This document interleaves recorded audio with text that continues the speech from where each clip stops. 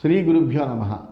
గురుర్బ్రహ్మ గురుర్విష్ణు గురుర్దేవో మహేశ్వర గురుసాక్షాత్ పరం బ్రహ్మ తస్మై శ్రీ గురవే నమ. అస్మద్ గురుచరణపాదారవిందాభ్యాం నమ. నిన్నటి మన మహాభారత ప్రస్థానంలో ఆ ధర్మరాజు అర్జునుడిని చూసిన వెంటనే ఆనందంతో నువ్వు ఏ విధంగా ఆ దేవతలందరినీ సంతోషపెట్టావయ్యా, ఎలా దివ్యాస్త్రాలు సంపాదించావు అని ప్రశ్నిస్తే ఆయన వెళ్ళిన దగ్గర నుంచి వచ్చే వరకు తన వృత్తాంతాన్ని అంతా చెప్పి మధ్యలో ఆ నివాత కవచుల యొక్క సంహారము, అలాగే పౌలోమ కాలకేయుల్ని సంహరించిన విధానము, ఈ విషయాలన్నీ కూడా అర్జునుడు ఆ యుధిష్ఠిరుడికి తెలియజేశాడు. అంతేకాకుండా ఈ పని చేసిన తర్వాత ఇంద్రుడు అమితానంద భరితుడైనటువంటి వాడై అనేకములైనటువంటి బహుమానాల్ని, దుర్భేద్యమైనటువంటి ఒక కవచాన్ని, ఒక బంగారు మయమైనటువంటి హారాన్ని కూడా, అలాగే దేవదత్వం అనేటువంటి ఒక శంఖాన్ని, ఇటువంటివన్నీ కూడా బహుమానాలుగా ఇచ్చాడు అని యుధిష్ఠిరుడికి తెలియజేశాడు. ఆ తర్వాత సమయం అయింది, నువ్వు నీ గురించి నీ సోదరులందరూ కూడా ఎదురు చూస్తున్నారయ్యా, నువ్వు వెళ్ళమని అనుమతించాడు. అప్పుడు నేను బయలుదేరి ఇక్కడికి వచ్చానయ్యా అని ఆ అర్జునుడు జరిగిన విషయాలన్నీ యథాతథంగా యుధిష్ఠిరుడికి నివేదించాడు. అవన్నీ కూడా ఆనందంగా విన్నాడు యుధిష్ఠిరుడు. అమితానందభరితుడయ్యాడు. అయినటువంటి వాడై ఆ అర్జునుడితోటి ప్రేమగా ఇలా అంటున్నాడు. దిష్ట్యా ధనంజయాస్త్రాణి త్వయా ప్రాప్తాని భారత, దిష్ట్యా చ ఆరాధితో రాజా దేవానాం ఈశ్వర ప్రభు, దిష్ట్యా చ భగవాన్ స్థాణు దేవ్యా సహ పరంతప, సాక్షాత్ దృష్టః స్వయుద్ధేన తోషితశ్చ త్వయా నఘ. ఓ ధనంజయ, అదృష్టం వల్ల నువ్వు గొప్ప దివ్యమైనటువంటి అస్త్రాలన్నీ పొందేవయ్యా. అలాగే అదృష్టం వలనే నువ్వు దేవతలకు ప్రభు అయినటువంటి ఇంద్రుడిని ఆరాధించావు. అలాగే అదృష్టం వల్లనే భగవంతుడైనటువంటి ఈశ్వరుణ్ణి కూడా మెప్పించి సాక్షాత్కరింపజేసుకున్నావు. నీ యుద్ధంతో ఆ ఈశ్వరుణ్ణి కూడా మెప్పించావయ్యా. ఇవన్నీ నీ యొక్క భాగ్యం వల్ల జరిగాయ్యా. ఇవన్నీ ఎందుకంటే ఆ భాగ్యం లేకపోతే, నీకు ఆ భగవంతుడి యొక్క అనుగ్రహం లేకపోతే కనుక ఇవన్నీ కూడా నీకు సాధ్యాలయ్యేవి కావేమో. అందువలన ఎంతో గొప్ప అదృష్టంతో ఇవన్నీ కూడా నువ్వు సాధించేవు. దిష్ట్యా చ లోకపాలైస్త్వం సమేతో భరతర్షభ, దిష్ట్యా వర్ధామహే పార్థ దిష్ట్యాసి పునరాగత. అదృష్టం వల్లనే నువ్వు లోకపాల దేవతలను ఎక్కడ చూడగలం, లేకపోతే అందువల్ల ఆ లోకపాలకులందరినీ కూడా నువ్వు కలిసేవు, వాళ్ళతో ఉన్నావు. అదృష్టం వలన గొప్ప పురోభివృద్ధిని సాధించాం మనం. నువ్వు మళ్ళీ అదృష్టం వలన, మా అందరి అదృష్టం వల్ల, నీ అదృష్టం వల్ల మనం అందరం మళ్ళీ కలిసాము, తిరిగి వచ్చావు. ఆద్య కృష్ణాం మహీం దేవీం విజితాం పురమాలినీం మన్యే చ ధృతరాష్ట్రస్య పుత్రాన్ వివశీకృతాన్. ఇప్పుడు నాకేమనిపిస్తుందంటే, ఈ భూమిని అంతటినీ కూడా నేను ఈ క్షణంలోనే జయించాను అన్నంత విశ్వాసం కలుగుతుందయ్యా నేను చూస్తుంటే. అంతేకాదు, ఆ ధృతరాష్ట్రుని కొడుకులందరినీ కూడా నేను వశంలోకి తెచ్చుకున్నాను అనేటువంటి ఒక భావన కలుగుతుంది. అంటే ఇంకా నాకు ఈ జగత్తులో ఎదురనేటువంటిది లేదు అనేటువంటి ఒక గొప్పదైనటువంటి విశ్వాసం నాకు కలుగుతుందయ్యా.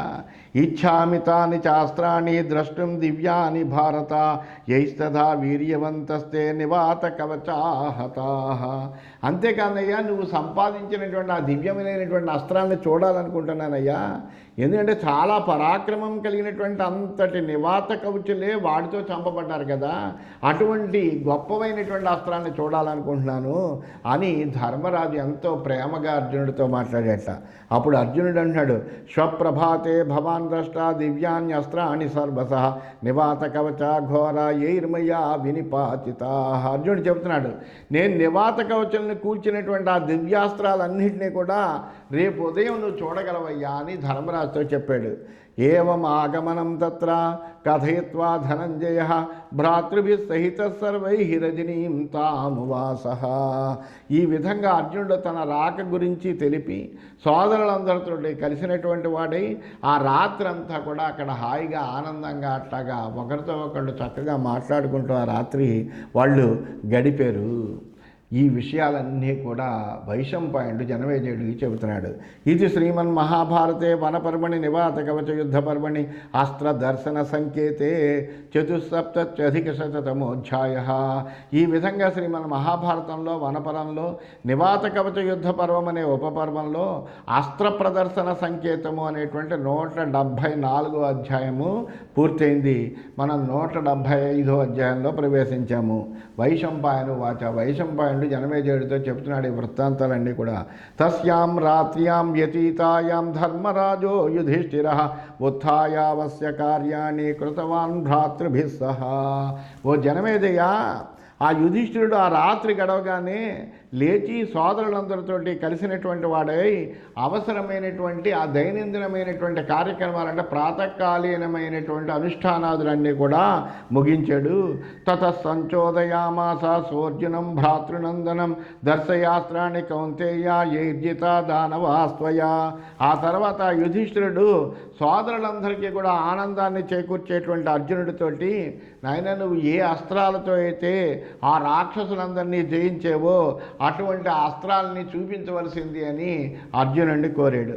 తతో ధనంజయో రాజన్ దేవైర్దత్తాని పాండవ అస్త్రాన్ని తాని దివ్యాన్ని దర్శయామాస భారత. ఆ తర్వాత పాండవుడైనటువంటి అర్జునుడు తనకు దేవతలందరూ అనుగ్రహించినటువంటి ఆ దివ్యమైనటువంటి అస్త్రాలన్నీ కూడా చూపించసాగాడు. యథాన్యాయం మహాతేజా శౌచం పరమమాస్థిత నమస్కృత్య త్రినేత్రాయ వాసవాయ చ పాండవ గిరికూబరపాదాక్షం శుభవేణు త్రివేణుమద్ పార్థివం రథమాస్థాయ శోభమానో ధనంజయ దివ్యేన సంవృతస్తేన కవచేన సువర్చస ధనురాదాయ గాంధీవం దేవదత్తం సవారిజం సోశుభ్యమాన కౌంతేయ అనుపూర్వ్యాన్ మహాభుజ అస్త్రాణి తాని దివ్యాని దర్శనాయోపచక్రమే అధ ప్రయోక్షమాణేషు దివ్యేషు అస్త్రేషు తేషు వై సమాక్రాంత మహీపద్భ్యాం సమకంపద సద్రుమా క్షుభితా సరితస్తేవా తథైవ చ మహోదధి. ఆ తర్వాత అందరూ చక్కగా తాము చేయవలసినటువంటి దైనందిన కార్యక్రమాలు ముగించుకున్నారు, స్నానాదులు గావించుకున్నారు, సంధ్యావందనాది పనులన్నీ కూడా చేసుకున్నారు. అన్ని అయిన తర్వాత శుచి అయ్యి ఆ అర్జునుడు ఆ ఈశ్వరుడికి ఇంద్రుడికి కూడా నమస్కారం చేశాడు. ఆ కొండ కూర్చునేటువంటి చోటుగాను అక్కడే ఏం చేశాడంటే కొండకి 2 వైపులా 2 రథ చక్రాలుగా ఆ చక్కని వెదుళ్ళే ఉన్నాయట. అంటే ఇలాగా పెద్ద రథచక్రాల్లా వెదురు కర్రలన్నీ కూడా అక్కడ ఉన్నాయట ఆ కొండల దగ్గర. అలా ఉన్నటువంటి దాన్ని అక్కడికి ఆ కొద్దిగా ఎత్తైనటువంటి ప్రదేశంలో ఉంది, అది మట్టి ఉంది, అటు ఇటు కూడా వెదురు కర్రలు అవన్నీ ఉన్నాయి, ఒక రథంలా ఉంది. అలా ఉండేటువంటి అది ఆ ప్రదేశం దగ్గరికి ఎక్కాడు. ఎక్కి అక్కడ అర్జునుడు ఏం చేశాడంటే తనకు ఆ ఇంద్రుడు ప్రసాదించినటువంటి దివ్యమైనటువంటి కవచాన్ని తొడుక్కున్నాడు. అలాగే గాంధీవం అనేటువంటి ధనుస్సును పట్టుకున్నాడు. దేవదత్తం అనేటువంటి శంఖాన్ని తీసుకున్నాడు. వాటితోటి శోభాయమానంగా వెలుగొందుతున్నాడు. అత్యంతమే అసలే ప్రకాశంగా ఉండేటువంటి వాడు, పరాక్రమవంతుడు. అంతేకాకుండా ఇవన్నిటితోటి కలిపేటికి ఇంకా పరాక్రమవంతుడిలా శోభిస్తున్నాడు. అలా ఉన్నటువంటి వాడై దివ్యాస్త్రాలన్నీ చూపిస్తున్నాడు. ఈ దివ్యాస్త్రాలని చూపించడం అంటే కనుక ప్రయోగింపబడుతూ ఉండాలి. ఇవి దివ్యమైనటువంటి అస్త్రాలంటే ఏంటి, అన్నీ కూడా మంత్రపూర్వకంగా ప్రయోగం చేయాలి. ఇదిగో ఇది అని ఒక్కొక్కటి మంత్రపూర్వకంగా ప్రయోగిస్తూ ఇటువంటిది అస్త్రమయ్యా అని చూపించడానికి కేవలము ప్రయోగం చేస్తున్నాడు. అలా ప్రయోగిస్తూ ఉంటుంటే ఆ అర్జునుడి యొక్క పాదాల చేత అదమబడినటువంటి భూమి ఏం చేసిందంటే కంపిస్తుందట. అంటే ఆ అస్త్రముల యొక్క ప్రభావానికి భూమి అంతా కంపిస్తుందట. నదులు సముద్రాలు కూడా కల్లోలం చెందేట. ఆ విధంగా ఆ శైలమంతా కూడా ఏమైపోయిందంటే కొండలన్నీ కూడా బద్దలవుతున్నాయి అన్నట్టుగా అయిపోయాట. శైలాశ్చాపి వ్యధీర్యంత నవవౌచ సమీరిణ నభాసే సహస్రాంశు నజజ్వాల చపావక. కొండలన్నీ బద్దలైపోతున్నాయట. గాలి అసలు వీచడం లేట, సూర్యుడు ప్రకాశించడం లేట, అగ్ని మండడం లేదట.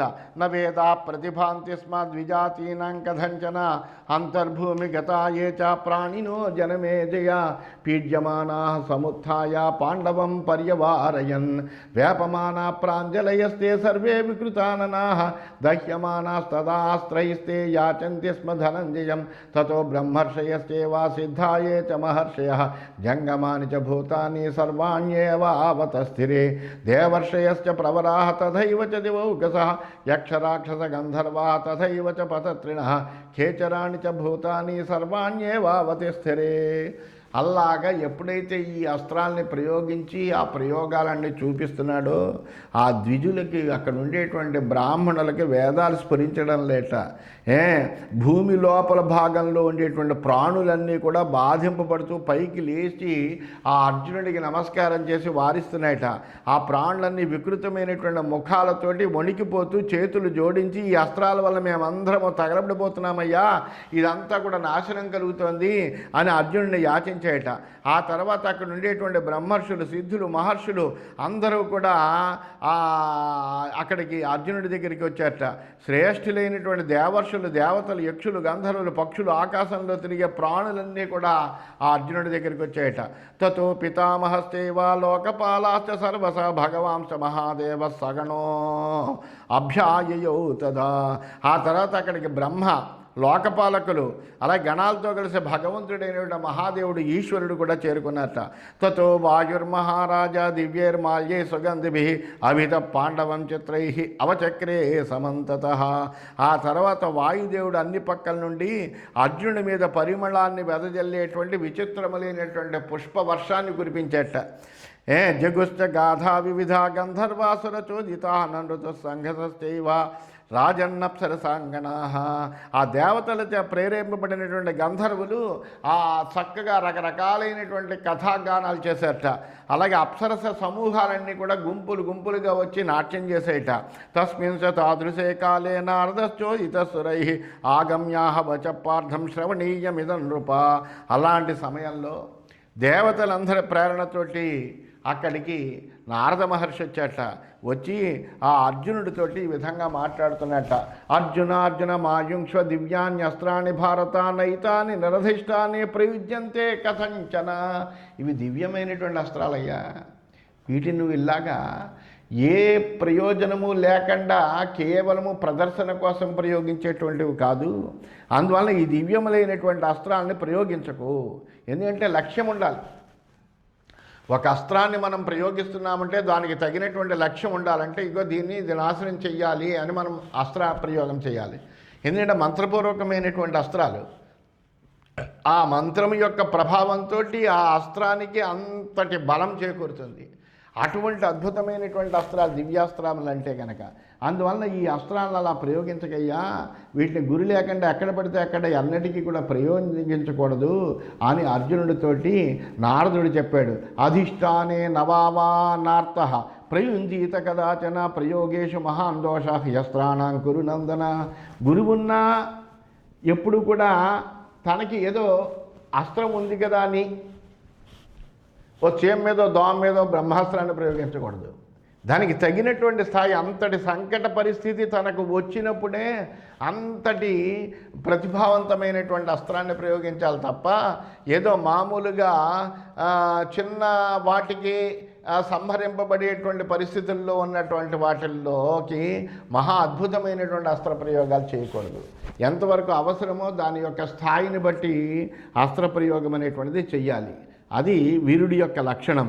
అందువల్ల సంకట పరిస్థితి లేకుండా ఎప్పటికీ కూడా మనకు వచ్చు కదా అని అస్త్రాలను ప్రయోగించకూడదు.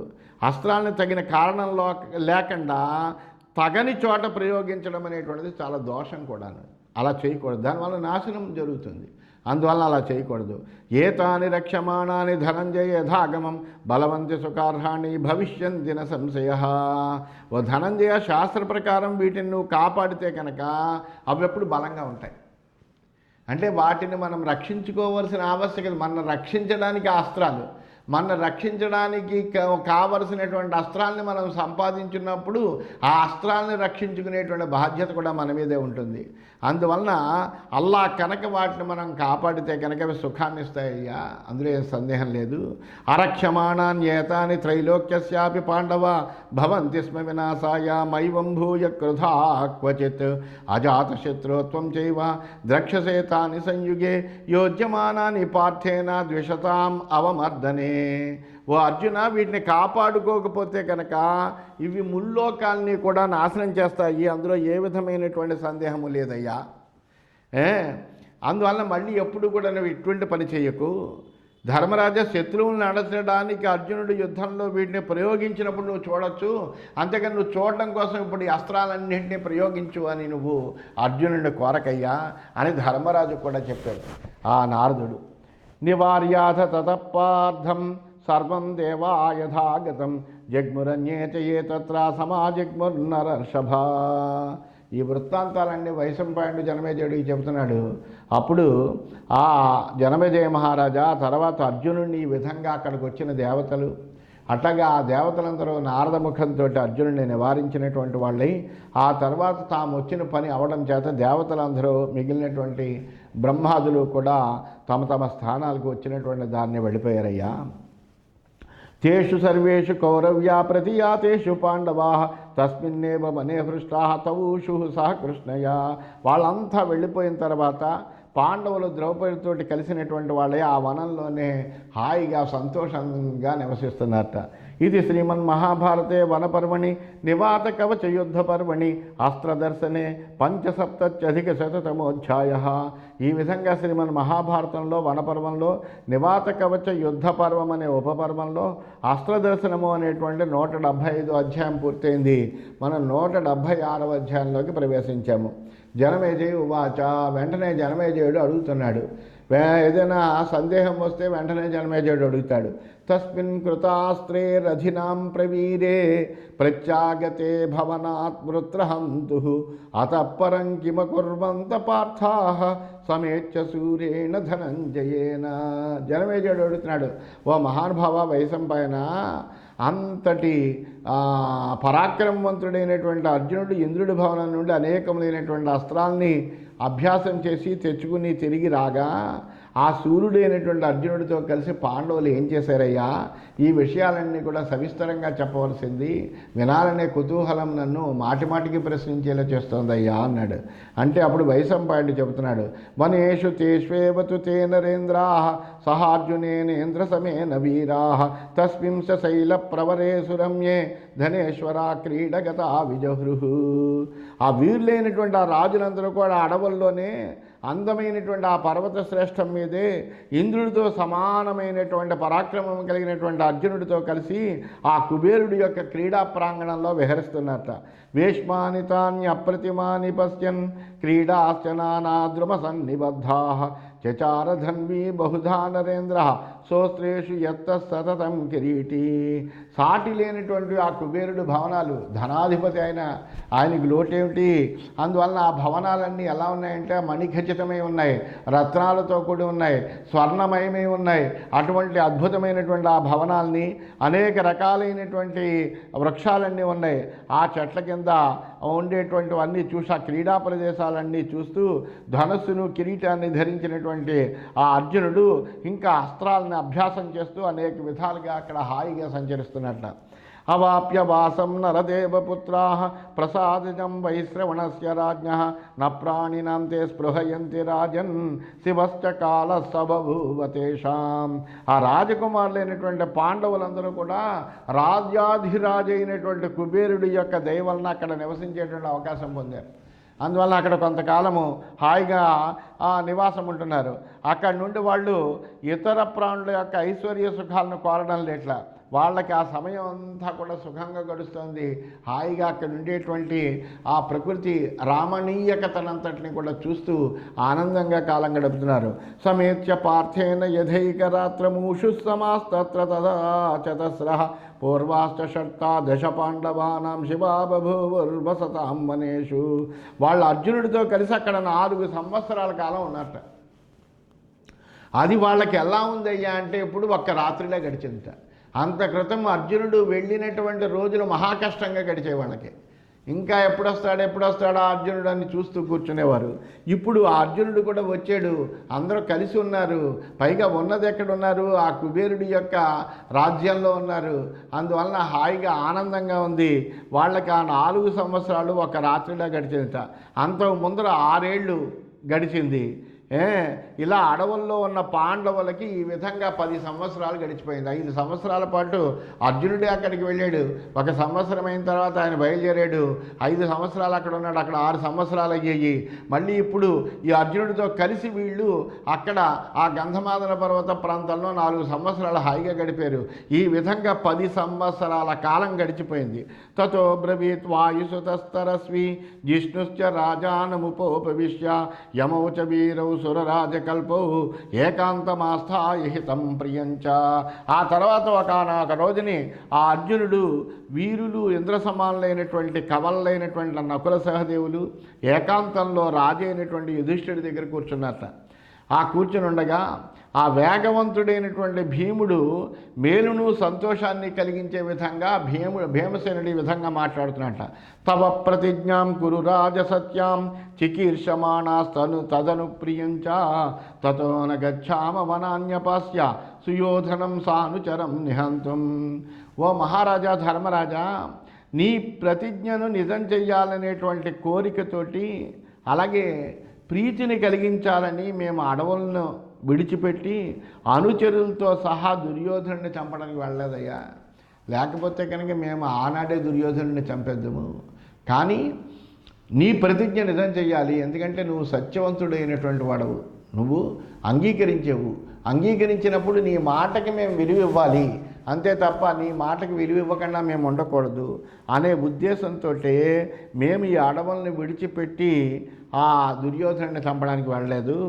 ఏకాదశం వర్షమిదం వసామః సుయోధనేనాత్మ సుఖాసుఖార్హా తంబంచయిత్వాధమ బుద్ధిశీలం అజ్ఞాతవాసం సుఖమాప్నుయామ. సుఖాలకి తగిన వాళ్ళమైనటువంటి మనము ఆ దుర్యోధనుడి చేత మన సుఖాలన్నీ కూడా పోగొట్టుకున్నాం. ఇప్పటికి 11వ సంవత్సరం గడుపుతున్నాం. మనం 10 సంవత్సరాలు గడిచింది. అధమైనటువంటి బుద్ధి స్వభావం కలిగినటువంటి వాడిని తారుమారు చేసి అజ్ఞాతవాసాన్ని కూడా మనం సుఖంగా గడుపుదాము. వాడికి ఏమాత్రము కూడా మనము మన యొక్క జాడ కూడా తెలవకుండా మనం అజ్ఞాతవాసాన్ని గడుపుదాం. తవాజ్ఞయా పార్థివ నిర్విశంక విహాయమానం విచరన్ వనాని సమీపవాసేన విలోభితాస్తే జ్ఞాస్యంతి నాస్మాన్ అపకృష్ట దేశాన్. ఓ రాజా, నీ ఆదేశం వల్ల జంకు లేకుండా అభిమానాన్ని విడిచిపెట్టి అడవుల్లో మేము తిరుగుతున్నాము. దగ్గరగా ఉండి వాళ్ళకి మనం అక్కడే ఉన్నట్టు నమ్మించి వెతికేటట్లు చేసి దూర ప్రదేశాలకు కనుక వెడితే వాళ్ళు మన ఉనికిని తెలుసుకోలేరు. మనం ఇక్కడే ఉన్నాము అనేటువంటి భావాన్ని వాళ్ళకి కలగజేసి వాళ్ళు అక్కడక్కడ వెతుక్కుంటూ ఉంటారు. మనం మటుకు ఎక్కడో దూర ప్రదేశాల్లో దాంకోవాలి. అప్పుడు వాళ్ళు మన ఉనికిని తెలుసుకోలేరయ్యా. సంవత్సరం తత్ర విహృత్య గూఢం నరాధమం తం సుఖముద్ధరేమ నిర్యాత్య వైరం సఫలం సపుష్పం తస్మై నరేంద్రాధమ పూరుషాయ సుయోధనాయానుచరైర్వృతాయ తతో మహీమానస ధర్మరాజ స్వర్గోపమం దేశమిమం చరద్భి శక్యో విహంతం నరదేవశోక. అక్కడ మనం చాటుగా 1 సంవత్సరం కనుక గడిపి తేలికగా ఆ నరాధముడైనటువంటి ఆ దుర్యోధనుడితో యుద్ధం చేసి వాడిని లేపేద్దాం.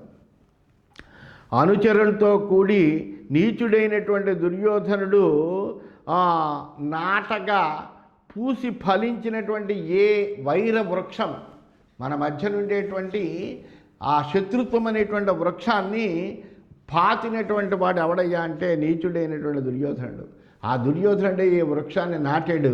అది చక్కగా ఏపుగా ఎదిగింది.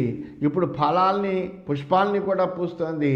అంత రకంగా వాడు నాటినటువంటి ఈ శత్రుత్వం అనేటువంటి వృక్షం బాగా పెరిగింది. ఆ వృక్షాన్ని మనం పీకేయాలి.